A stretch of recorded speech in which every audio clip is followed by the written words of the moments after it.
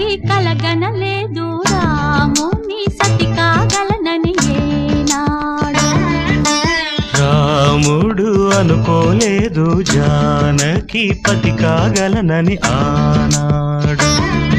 ఆనాడు ఎవరు అనుకోనిది ఈనాడు మనకు నిజమైనది. ఆ రామాయణం మన జీవన పారాయణం. రాముడు అనుకోలేదు జానకి పతి కాగలనని ఆనాడు.